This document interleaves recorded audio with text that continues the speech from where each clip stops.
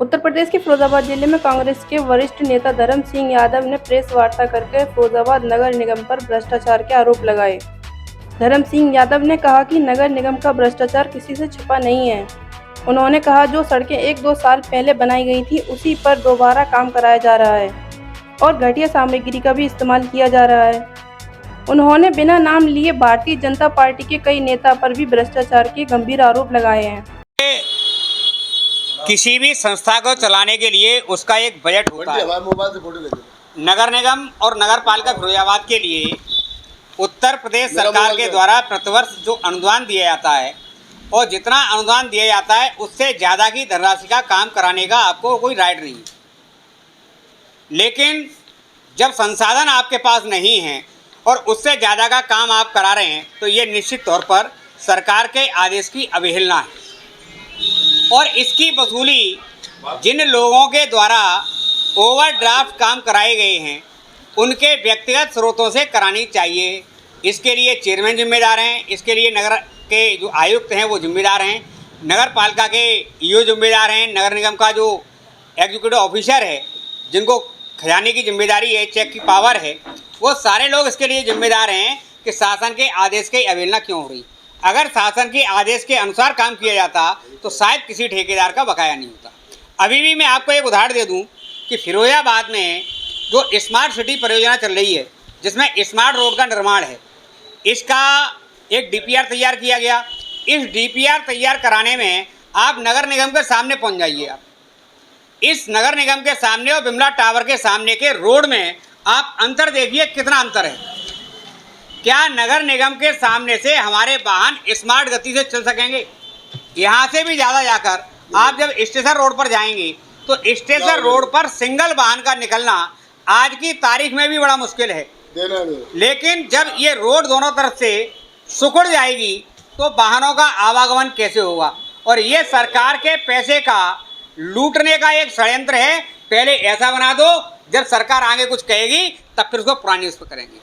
तो ये सारी स्थितियां हैं, ये मैं आपके चैनल के माध्यम से कहना चाहता हूं और इस पर मैं चाहता हूं कि सरकार ध्यान दे।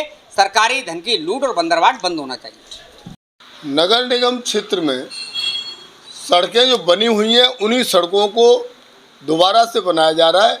1 साल 6 महीने 1.5 साल 2 साल पुरानी सड़कों को पुनः बनाया जा रहा है और ऐसा भी किया जा रहा है कि उस वहीं की ईंट उखाड़ी और वहीं पर थोड़ी सी नहीं लगाई और थोड़ी सी चिपका दी। मैंने आपको फोटो है, मेरे पास वीडियो है, मैं आपको सबको शेयर कर दूंगा। आपके सुहागनगर में जो शक्ति मेडिकल स्टोर है उस पर देखेंगे तो आपको ये सब मिलेगा।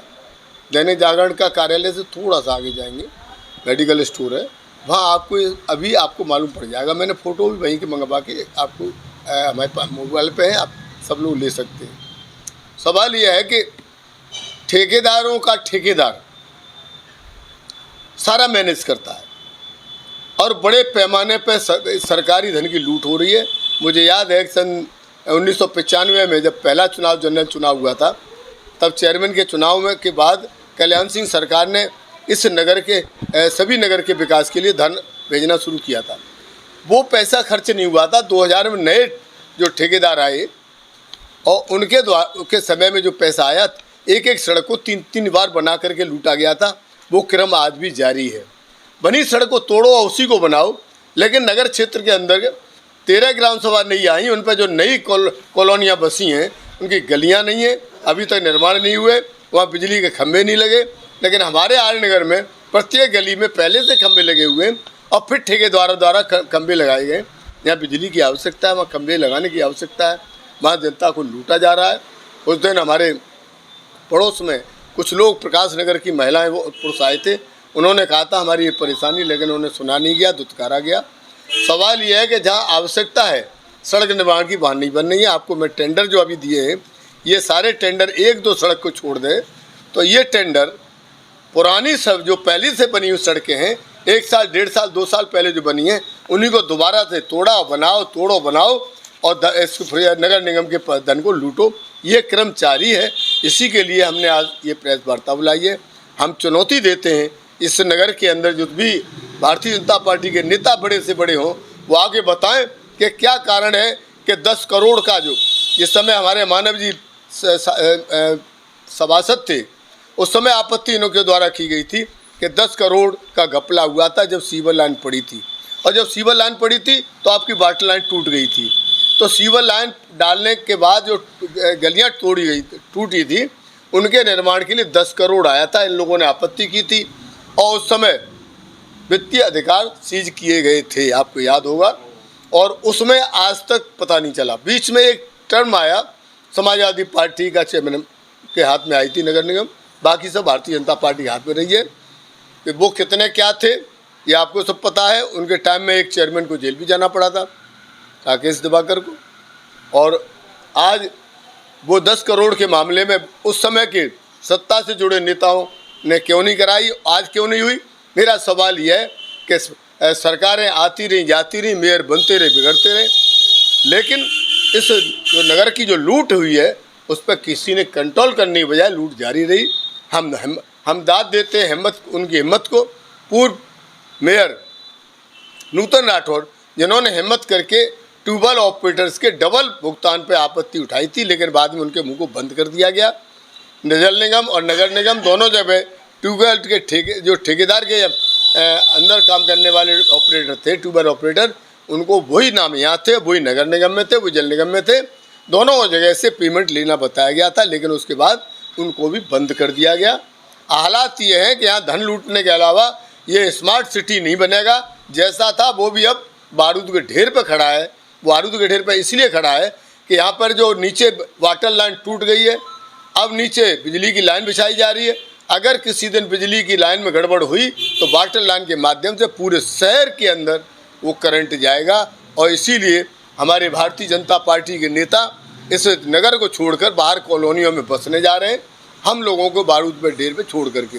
आज आप लोगों से छपता है कि ये गंगा जल, मुझे शर्म आती है उसे पढ़ने में, लेकिन आप लोग बार बार कहते हो कि ये गंगा जल है, जब वो गंदा जल है, सीवर लाइन का युक्त जल है। हमारे यहाँ आप सामने जो बैठे हुए, आप सबके यहाँ बार बार शिकायतें छपी हैं कि काला झागदार पानी आया। वो काला झागदार पानी इसीलिए है कि सीवर लाइन डालते समय वाटर लाइन टूटी थी। और आज मैंने एक पत्र दिया था यहाँ के नगर आयुक्त को कि सीवर लाइन की वजह से टूटी वाटर लाइन को नए सिरे से डाला जाए। नहीं डाला गया तो यहाँ अच्छा पानी नहीं मिलेगा। हम आपको पानी शुद्ध पिला रहे हैं, इसलिए पिला पा रहे हैं कि हम डबरी से पानी लाते हैं।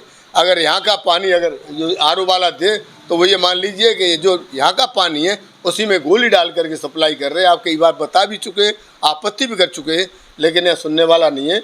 आज की तारीख में पानी भी उपलब्ध नहीं है नगर निगम के पास, लेकिन ठेकेदारी के माध्यम से जो स्मार्ट सिटी के लिए रोड बन रही सुभाष तिराही से और स्टेशन के लिए, आखिर क्या कारण है कि उसको जगह जगह रोका जाता है, चालू किया जाता है? और ठेका जब किसी को दिया गया है तो नगर निगम के वाहन को क्यों इस्तेमाल किया जाता है? ये मेरा सवाल यहाँ के ईमानदार लोकप्रिय से है, जिसे कहते हैं वो ईमानदार लोकप्रिय गरीब है। मैं उससे सवाल करना चाहता हूँ कि क्या कारण है कि यहाँ जो लूट हो रही है। आप बहुत पत्र लिखते हो, लेकिन एक पत्र ऐसा नहीं आया कि ईडी द्वारा जांच कराई जाए कि यहाँ के नेताओं के, जो भारतीय जनता पार्टी के नेता हैं, उन पर लाखों करोड़ अरबों की संपत्ति कैसे आई, कहाँ से आई, और जो उनके चमचे हैं वो भी अरबों में खेल रहे हैं। और सबसे बड़ी बात तो यह है कि कल भी मैंने देखा, अखबार में भी देखा कि जो ठेकेदार है वहीं आवास बना के रह रहा है, नगर निगम में, जल निगम में, जल के विभाग में, लेकिन यहाँ के लोगों को दिखाई नहीं देता। न यहाँ के जिम्मेदार ठेकेदार उनको दिखाई नहीं था, और यहाँ के अधिकारियों नहीं देता कि उनके ही उसमें जो सरकारी ज़मीन पर और वो अपना आवास बना के रह रहा है और वो ठेकेदार है।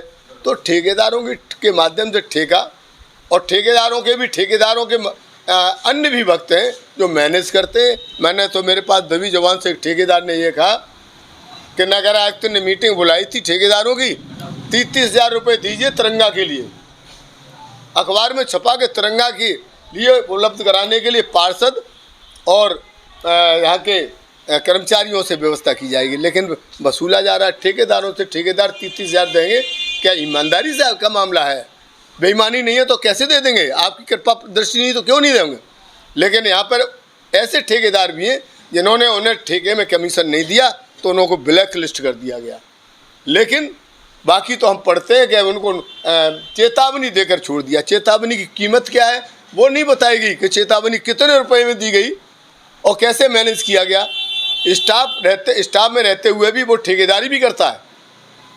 जो व्यक्ति कंप्यूटर ऑपरेटर रहे, अपनी बल्दियत बदल के ठेकेदारी भी लेता रहे, और जो जितने ठेकेदार हैं उन ठेकेदारों में से कितनों का जो धनराशि जमा होती है, गारंटी धनराशि, वो धनराशि है क्या उनका? केवल मेरे पास सबूत इस बात का है कि उनका ठेके की धनराशि जो जमा की गई थी, केवल फोटो स्टेट तो उनके पास है, बाकी पैसा निकाल लिया गया है।